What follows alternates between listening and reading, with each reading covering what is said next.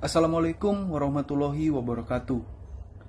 Saudara-saudara sekalian, bayangkan jika sebuah lembaga pemasyarakatan yang pintunya tidak lagi dijaga oleh manusia, melainkan oleh kecerdasan buatan, di mana setiap wajah yang masuk langsung teridentifikasi secara otomatis, di mana petugas dapat memantau ratusan narapidana sekaligus hanya dari satu ruang kendali. Inilah yang kita sebut sebagai smart prison.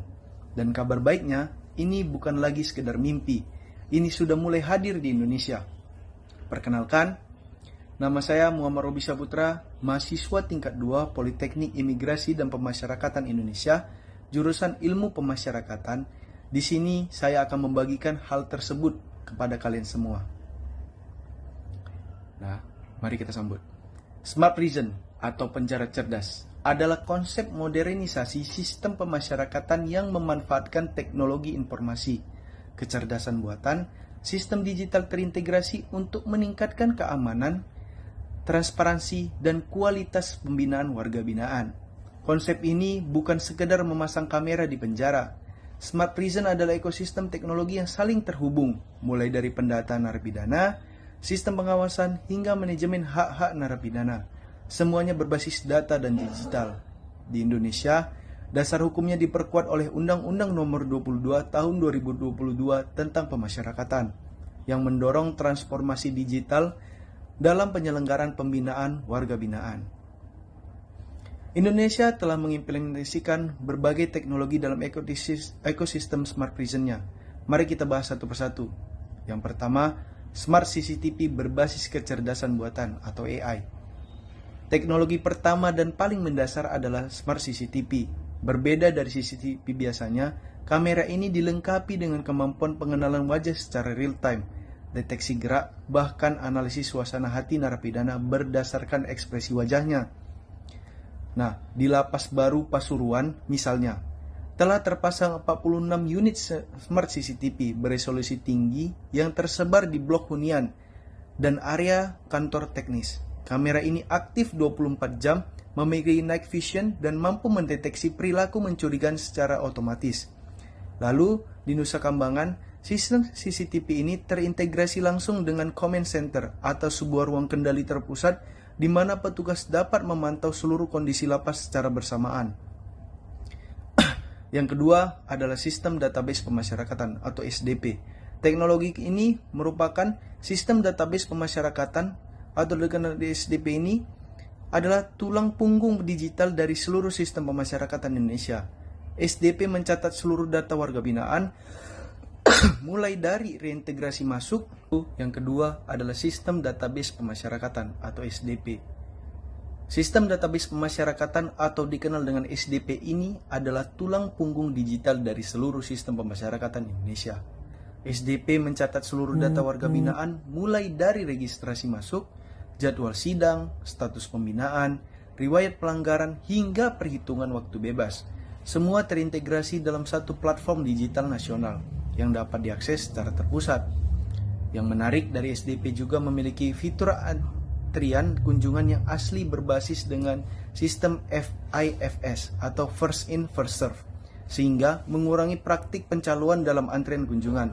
Selain itu, SDP juga berfungsi mendeteksi pemalsuan identitas narapidana secara otomatis.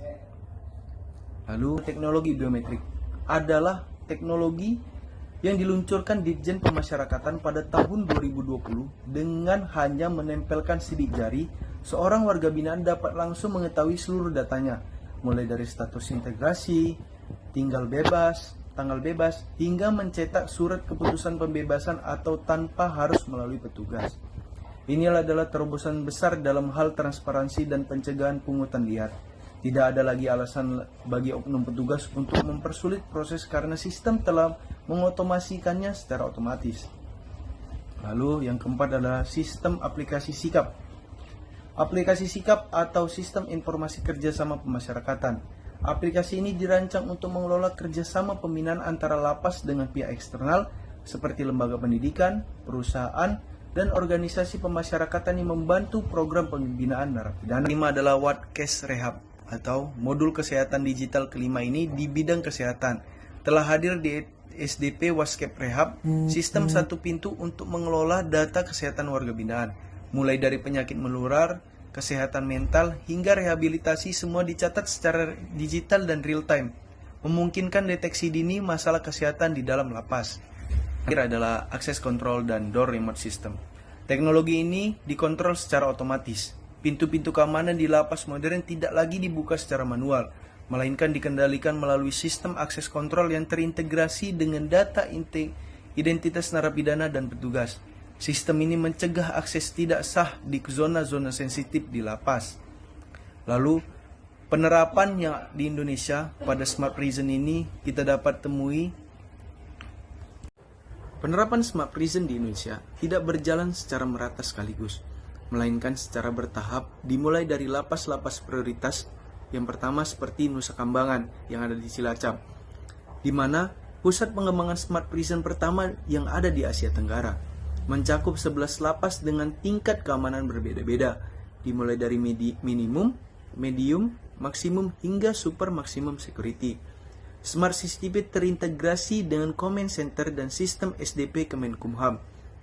Lalu yang kedua adalah terdapat di Pasuruan, yaitu lapas terintegrasi Pasuruan, merupakan lapas baru yang dirancang penuh dengan konsep Smart Prison sejak awal pembangunannya, dengan kapasitas 1.200 warga binaan dengan 46 unit CCTV AI.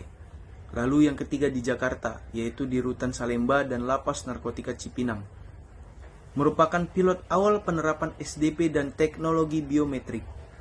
Sleman yang terakhir adalah Lapas Sleman yang ada di Yogyakarta, mengimplementasikan SDB What Case Rehab untuk layanan kesehatan digital warga binaannya.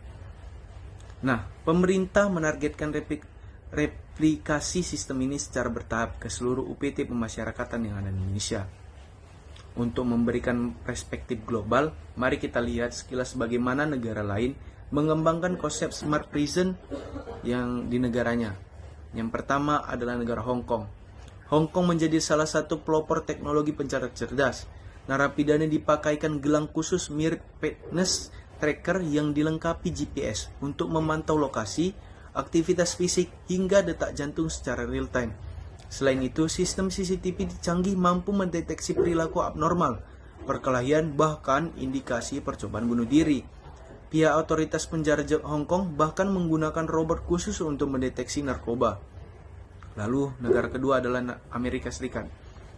Di Amerika Serikat, beberapa penjara menggunakan kamera pengawas berteknologi matriks yang dirancang bersama Massachusetts Institute of Technology atau MIT.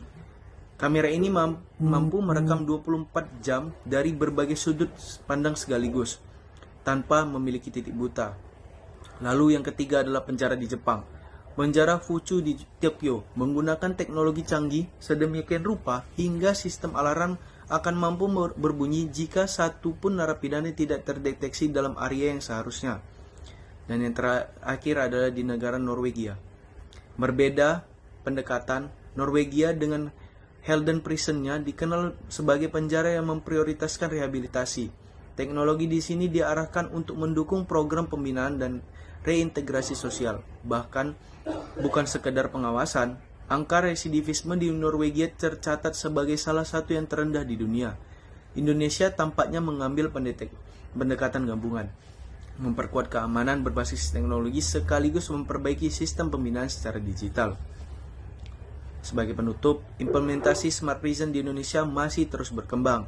Masih ada tantangan nyata, mulai dari ketimpangan infrastruktur, keterbatasan anggaran di lapas-lapas terpencil, hingga kesiapan sumber daya manusia dalam mengoperasikan teknologi ini.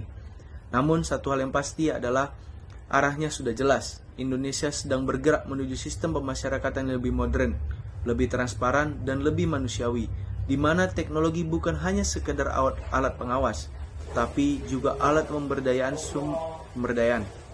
Semua presentasi ini bermanfaat, dan kita semua dapat mendapatkan ilmu yang baru. Mungkin sekian dari saya, lebih dan kurang saya mohon maaf. Assalamualaikum warahmatullahi wabarakatuh.